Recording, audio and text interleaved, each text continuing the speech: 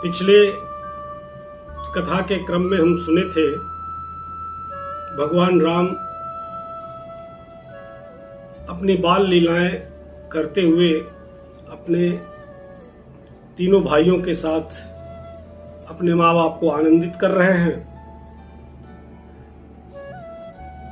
इसी आनंद के साथ धीरे धीरे बाल लीलाओं को दिखाते हुए, अयोध्या को प्रसन्न करते हुए, खुशी प्रदान करते हुए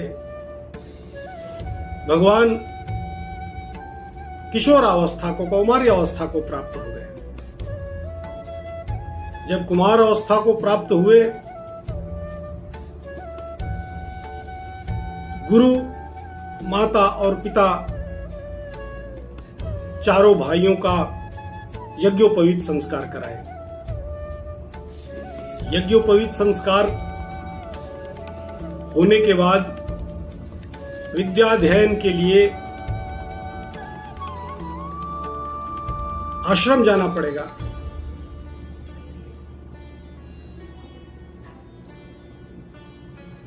गुरु वशिष्ठ के आश्रम में विद्याध्ययन के लिए चारों भाई गए। गुरु गृह गए पढ़न रघुराई, अल्प काल विद्या सब आई। गुरु के घर चारों भाई विद्या अध्ययन के लिए गए, लेकिन अल्प काल विद्या सब आई। विद्या ग्रहण करने प्रभु गए हैं, लेकिन पढ़ाई क्या किए हैं? सारी विद्याएं बहुत ही अल्प अवधि में, कम समय में इनके पास स्वतः आ गई। भगवान को विद्या अध्ययन के लिए परिश्रम करने की कोई आवश्यकता ही नहीं पड़ी। सब विद्याएं स्वतः इनके पास चली आई। ऐसा क्यों? ऐसा इसलिए कि जाकी सहज श्वास श्रुति चारी, सोहरि पढ़ कौतुक भारी। यह बड़ा कौतुक का विषय हो जाएगा कि जिनकी श्वास ही चारों वेद हैं, वो विद्या अध्ययन करेगा। वो तो सारी विद्याएं वेद से ही निकली हैं, और जिनकी श्वास ही वेद है, उनके पास तो सारी विद्याएं स्वतः चली आएंगी। विद्यालय यानी गुरुगृह जा करके पढ़ना, यह तो एक भगवान की लीला का अंश है। ये तो औपचारिकता है समाज को यह दिखाने के लिए कि चाहे राजा का पुत्र हो, चाहे रंग का पुत्र हो, विद्या अध्ययन के लिए विद्यालय, गुरुगृह जाना ही चाहिए, जाना ही पड़ता है। विद्या अध्ययन समाप्त हुआ। भगवान राम अपने भाइयों के साथ वापस महल में आ गए, नगर में आ गए, अयोध्या। और नियम से रोज सुबह सूर्योदय से पहले उठकर माता पिता चरण सिर नहाए और उसके बाद अपनी नित्य क्रिया शुरू करते थे। पिता की आज्ञा प्राप्त करने के उपरांत राजकाज में भी धीरे धीरे हाथ बटाने लगे। किशोरावस्था को प्राप्त हो चुके थे। अपने मित्रों के साथ, भाइयों के साथ शिकार खेलने भी जाते थे, मृगया करते थे। लेकिन क्या मृग को मारना यह पाप नहीं है? तो क्षत्रिय धर्म में मृगया करना अनिवार्य होता है, ताकि दौड़ भाग करते हुए शिकार करने का, अर्थात निशाना लगाने का अभ्यास बना रहे। और उसमें भी भगवान राम सिर्फ उन्हीं मृगों को मारते थे जिनको स्वर्ग जाना अपरिहार्य हो गया होता था। जिस मृग को ये मारते थे वो सीधा स्वर्ग को प्राप्त हो जाता था। इस तरह से अयोध्या में भगवान अपनी दिनचर्या चलाते रहे और कुछ समय बीत गया। यह कथा जो है शिव जी माता पार्वती को सुना रही है। शिव जी कह रहे हैं कि हे पार्वती, अभी तक ये जो कथा हमने आपसे कहा यह सब चरित कहा मैं गाई, आगिल कथा सुनहु मन लाई। हे पार्वती, अब इसके आगे की जो कथा कह रहा हूं उसको जरा मन लगा के सुनिएगा। कथा थोड़ी डाइवर्जन लेगी, थोड़ा सा अपना रुख बदल रही है। अब ये जो कहानी है ये अयोध्या में लीला चल रही है भगवान की। उत्तर प्रदेश के जनपद अयोध्या में आज की तारीख में चल रही है। जहां लगता है यद्यपि उस समय वो राजधानी हुआ करता था अवध साम्राज्य का, अब वहां से आज की तारीख में उत्तर प्रदेश और बिहार के बॉर्डर पर जब उत्तर प्रदेश से हम बिहार में प्रवेश करते हैं तो गंगा नदी बीच में आती है और गंगा नदी को पार करते ही बक्सर आ जाता है। उस समय बक्सर एक बड़ा भयंकर जंगल हुआ करता था। उसी बक्सर के जंगलों में नदी के किनारे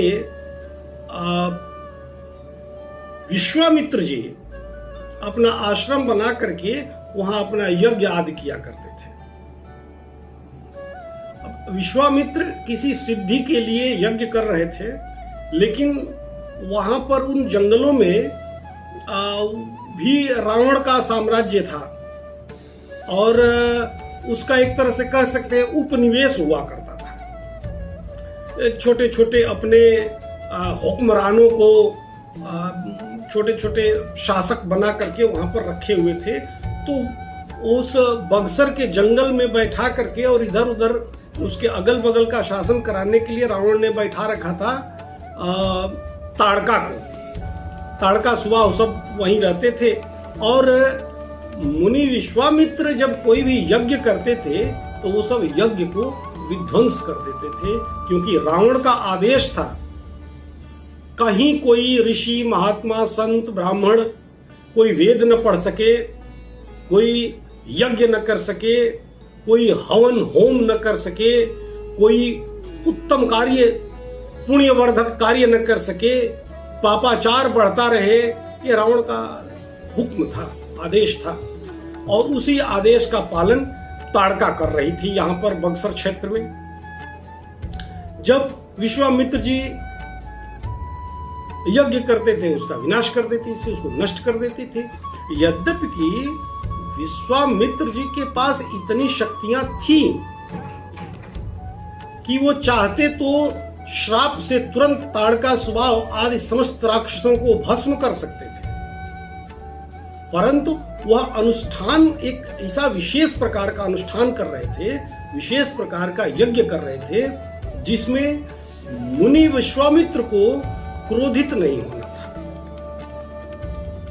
उनको किसी को श्राप नहीं देना था, उनको किसी को नष्ट नहीं करना था। वो अपनी समस्त तपोबल को शांति पूर्वक बचा करके और उसकी ऊर्जा को सिर्फ और सिर्फ यज्ञ में लगाना था ताकि उनको वह सिद्धि प्राप्त हो सके जो उनके लिए उस समय अभीष्ट थी। जन कल्याण के लिए वह आवश्यक रही होगी उस समय। परिस्थितिवश विश्वामित्र जी अत्यंत चिंतित हो रहे थे, कैसे इस यज्ञ को पूरा करें। अचानक मुनिवर विचार कर रहे थे कि क्या करें और सोचे गाधि तनय मन चिंता व्यापी, हरि बिनु मरहिन निश्चर पापी, तब मुनिवर मन किन्न विचारा, प्रभु अवतरे वो हरण मही भारा।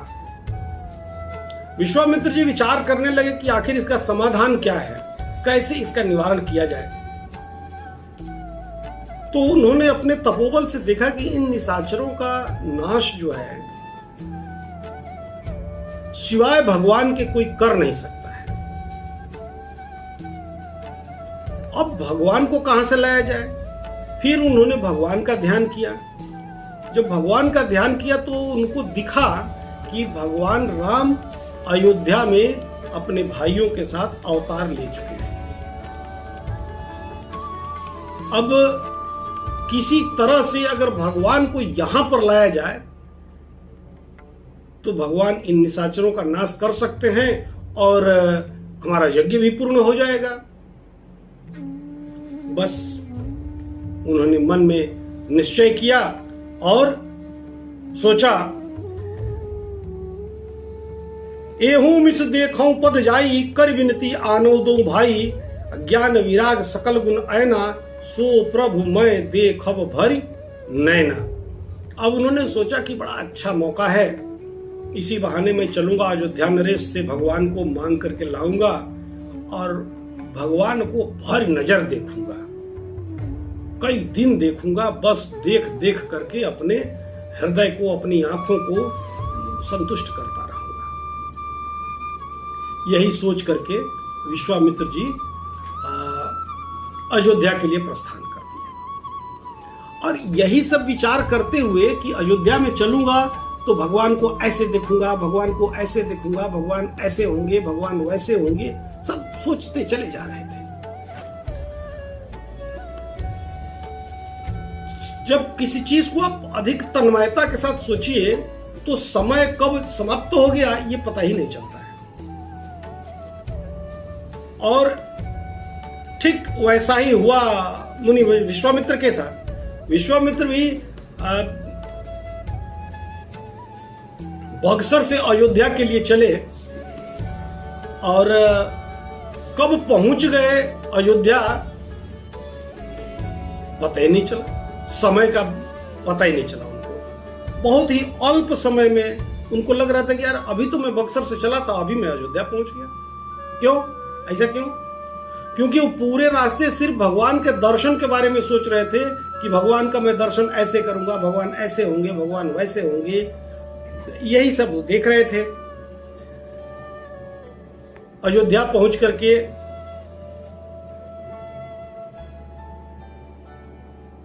सरजू नदी में मुनि विश्वामित्र ने स्नान किया, ध्यान किया। उसके बाद दशरथ जी के महल में जाने के लिए प्रस्थान किए। दशरथ जी को सूचना मिली कि मुनि विश्वामित्र अयोध्या में पधारे हैं और दरबार में उपस्थित होने की इच्छा रखते हैं। जैसे ही राजा दशरथ को यह सूचना मिली, राजा दशरथ प्रसन्नता से अति प्रसन्न हो गए। धन्य भाग हमारे विश्वामित्र जी पधारे। ऐसे महामुनि का आगमन बड़ा शुभ होता है। विश्वामित्र जी के स्वागत में राजा दशरथ ने ढेर सारे ब्राह्मणों को और संतों को इकट्ठा किया और उनको लेकर के राज दरबार से बाहर विश्वामित्र जी की अगवानी करने के लिए पहुंच गए। बड़े आदर के साथ दंड प्रणाम करके विश्वामित्र जी को अपने दरबार में लेकर के आए। अब दरबार में अगर किसी मुनि ऋषि का आगमन होता है तो सबसे पहले उसका सत्कार किया जाता है। तो सत्कार कैसे किया जाता है? सबसे पहले राजा दशरथ स्वयं अपने हाथों से विश्वामित्र जी के चरण पखारे हैं, पैर धोए हैं, उनको विश्राम करने के लिए बैठने का स्थान दिए हैं। उत्तम स्थान, जो उच्च स्थान है वह स्थान दिए हैं और उनकी पूजा की है, भोजन करवाया है। भोजन करवाने के बाद जब पूरी तरह से उनको लगा कि अब श्रम रहित और संतुष्ट हो चुके हैं मुनि विश्वामित्र, तब अपने चारों पुत्रों को बुलवा करके और उनके चरणों में डाल दिए।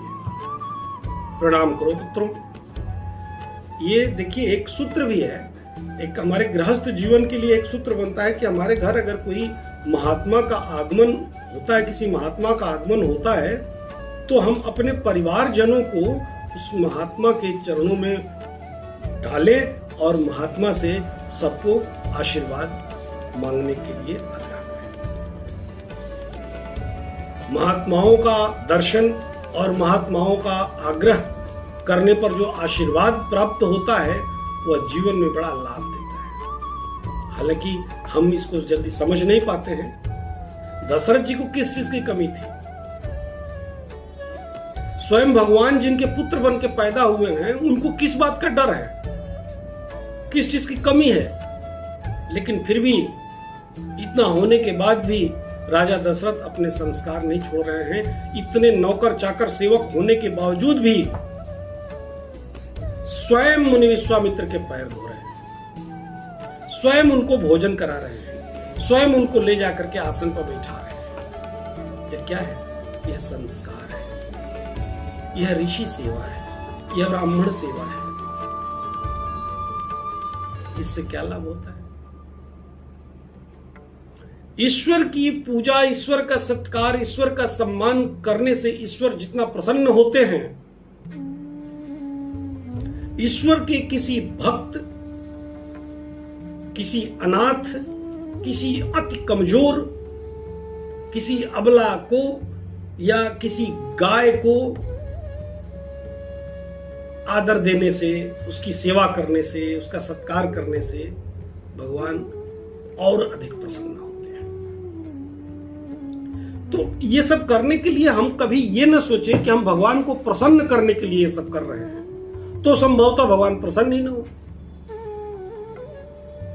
बस अपने मन में एक सेवा भावना लेकर के अगर ये सब कार्य हम कर रहे हैं, भगवान स्वतः प्रसन्न हो जाएंगे। उसके लिए हमको भगवान को प्रसन्न करने के लिए ये सोच करके नहीं जाना है कि हम भगवान को प्रसन्न करने के लिए कार्य कर रहे हैं, कतई नहीं। आप अपने मन में, अपने हृदय में भगवान को स्थान दीजिए, भगवान को स्मरण करते रहिए, भगवान का गुणगान करते रहिए, अपना सेवा कार्य करते रहिए। ईश्वर अपने आप जब समय होगा तो आपके ऊपर प्रसन्न हो। तो राजा दशरथ अपने चारों पुत्रों को ला करके मुनि के चरणों में डाल दिए। मुनि विश्वामित्र राम जी को देख करके बस एक टक देखते रहे। उनकी दृष्टि राम जी के सौंदर्य से इधर उधर हट ही नहीं गई।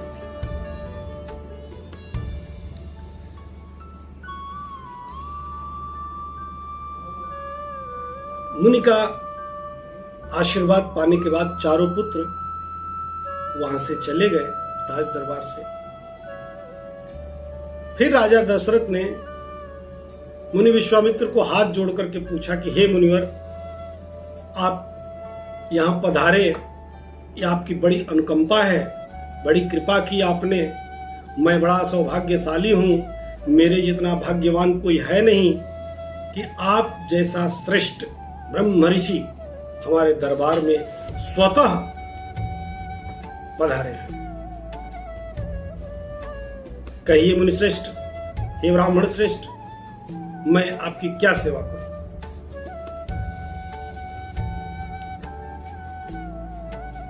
विश्वामित्र जी कहते हैं, असुर समूह सतावहि मोहि।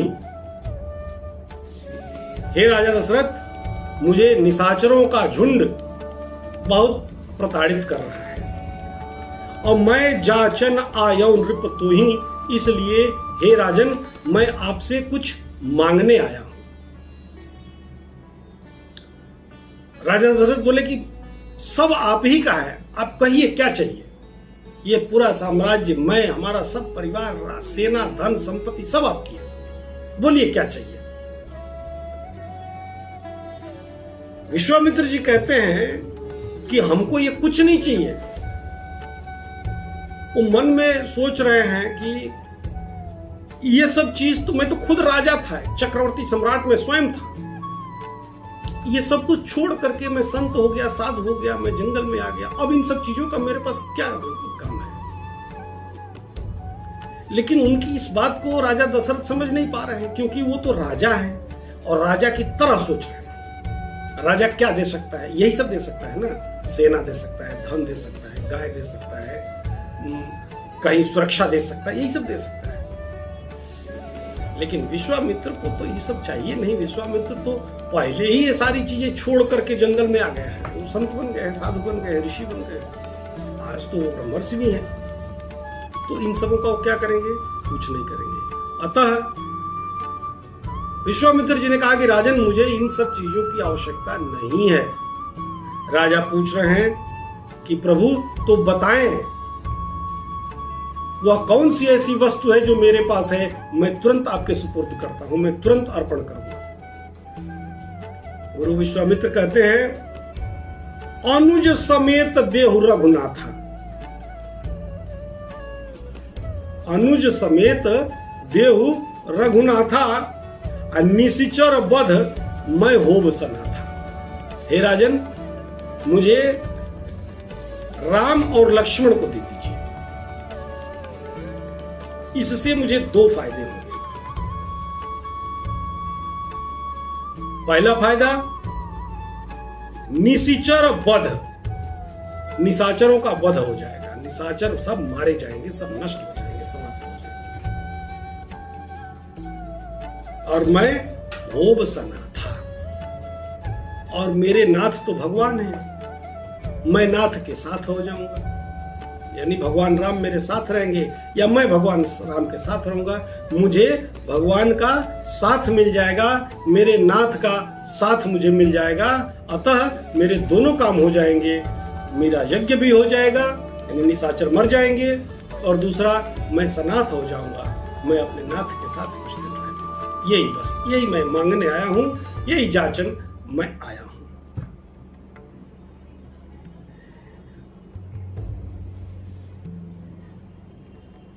विश्वामित्र की यह बात सुन करके राजा दशरथ को जैसे लगा कि उनको एकदम करंट मार दिया, बिजली ने मार दिया, बिजली का झटका सा लगा। वो तो सोच भी नहीं सकते थे कि एक मुनि हमारे पुत्रों को ही मांग लेंगे। तो राजा दशरथ कह रहे हैं कि महाराज, इस कार्य के लिए हमारे पुत्रों की क्या आवश्यकता है? वो तो अभी किशोरावस्था में हैं, बड़े नाजुक हैं, कोमल हैं, अभी ठीक से धनुष पकड़ना उनको नहीं आता है, धनु ही से काम चलाते हैं, धनुष भी नहीं उठा पाते हैं। निशाचर बड़े कठोर, अति बलवान, विशाल हैं। हमारे ये पुत्र उनके सामने क्या कर सकते हैं? कुछ नहीं कर सकते हैं। आप अगर अन्यथा न माने तो मैं अपनी एक बड़ी सेना भेजता हूं आपके साथ।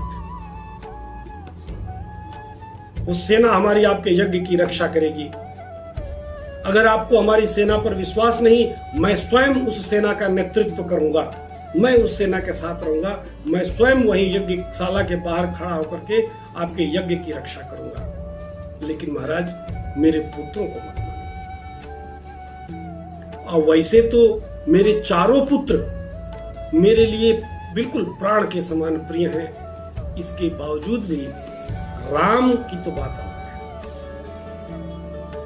राम तो मैं उसको दे ही नहीं सकता, वो तो प्राण के समान नहीं, वो मेरा प्राण ही है। ऐसा कठोर न बनिए राजन, मुनिवर।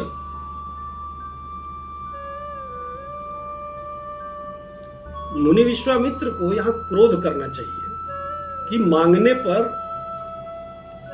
ये राजा दे, पहले तो कहा कि मांगिए मांगिए मांगिए, मांग दिया तो दे नहीं रहा है।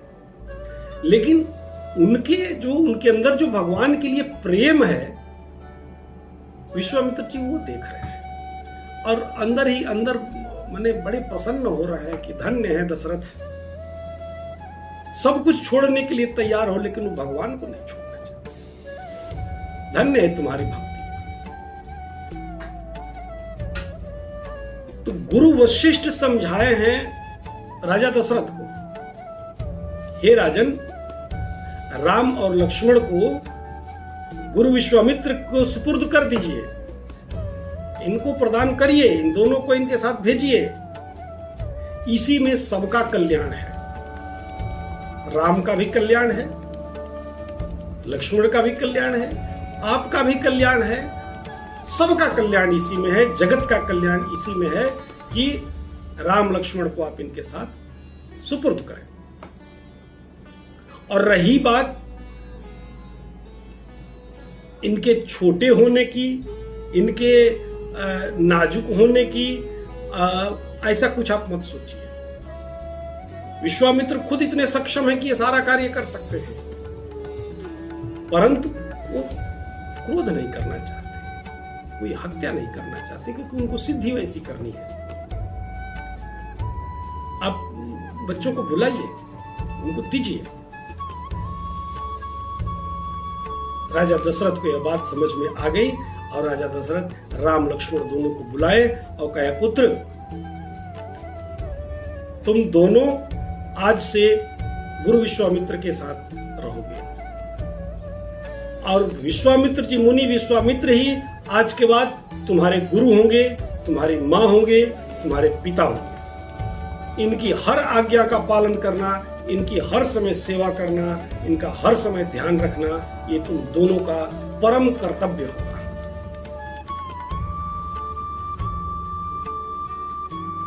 और मुनि विश्वामित्र से हाथ जोड़ करके राजा दशरथ कह रहे हैं कि मुनिवर, आज से आप ही इन दोनों बच्चों के माँ बाप और गुरु हैं। आप जो कहेंगे ये दोनों बच्चे सहर्ष आपकी सेवा में उपस्थित रहेंगे। जो कहेंगे ये सब तुरंत उस पर अमल करेंगे। ऐसा कह करके राजा दशरथ ने राम और लक्ष्मण को गुरु विश्वामित्र के सुपुर्द कर दिया। अब गुरु विश्वामित्र राम और लक्ष्मण को लेकर के प्रसन्न मन से प्रस्थान किए राजमहल से। सौंपे भूप ऋषि सुत बहुविधि देहि आशीष, जननी भवन गए प्रभु चले नाहि पद शीस। लेकिन इसमें एक और बात है, राजा ने भले दे दिया, अर्पण कर दिया इन दोनों बच्चों को, मुनिश्रेष्ठ को, परंतु बिना मां की आज्ञा लिए, बिना मां का आशीर्वाद लिए कहीं जाना नहीं चाहिए। पिता का आशीर्वाद तो चाहिए ही चाहिए, लेकिन माता का आशीर्वाद भी अति आवश्यक है। अतः राम और लक्ष्मण दोनों अर्पण होने के बाद महल में गए और माताओं से आशीर्वाद लेकर के तब मुनि विश्वामित्र के साथ प्रस्थान किया।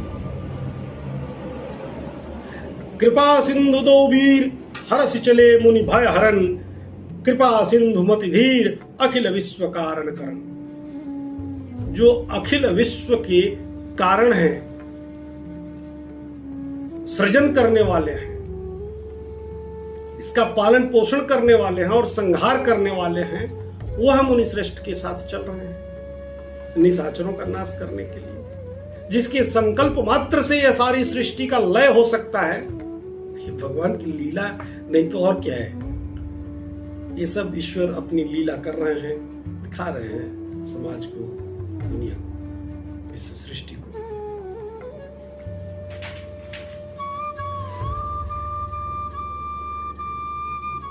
चले जा रहे हैं, आगे आगे विश्वामित्र, पीछे पीछे राम, उनके पीछे लक्ष्मण। श्याम गौर सुंदर दो भाई, विश्वामित्र महानिधि पाई।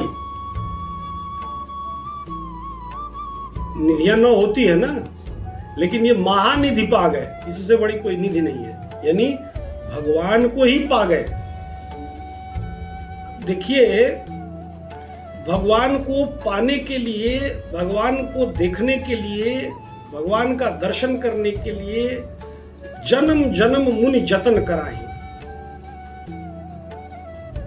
अंत राम मुख आवत नहीं। लेकिन अंत में मुंह से राम शब्द तक नहीं निकलता है। विश्वामित्र का भाग्य देखिए, उनके पुण्यों का फल देखिए। वो राम जी के पीछे नहीं चल रहे हैं, वो आगे आगे चल रहे हैं, जिधर जिधर जा रहे हैं भगवान पीछे पीछे वैसे ही चले जा रहे हैं। ये है तपस्या का फल। ये फल किसी ज्ञान से प्राप्त नहीं हो सकता है, बाहुबल से प्राप्त नहीं हो सकता है। ये सिर्फ तप से, भक्ति से प्राप्त किया जा सकता है।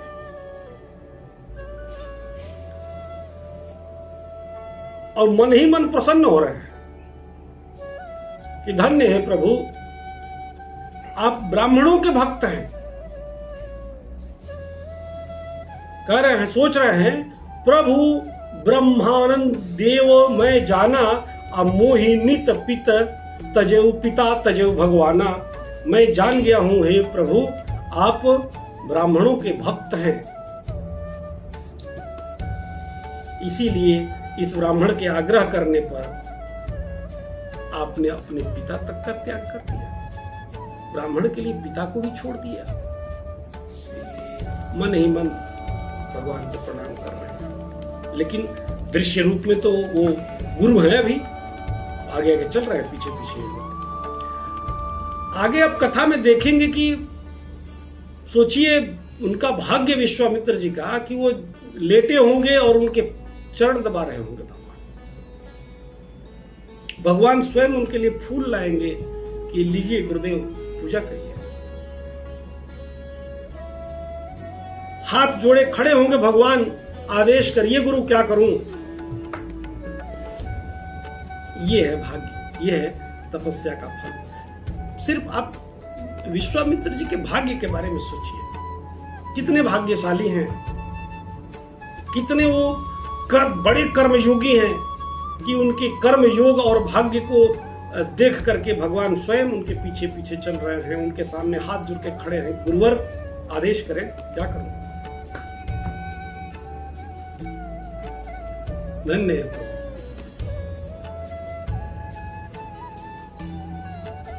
इस प्रकार से गुरु विश्वामित्र के साथ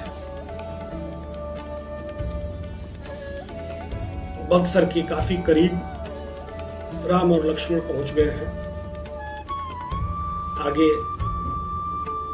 की कथा अगले खंड में हम लोग सुनेंगे। तब तक इस कथा को यहीं विराम देते हैं। अगली कथा में हम सुनेंगे ताड़कासुबाहु आदि राक्षसों का वध कैसे भगवान ने किया, यज्ञ पूर्ण हुआ, उसके बाद की कहानी जनकपुर गमन की होगी। तब तक के लिए सभी मित्रों, दर्शकों, श्रोताओं, भक्तों को मेरा कोटिशः नमस्कार।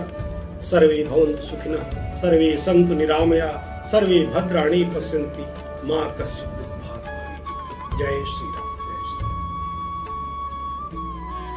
जय श्री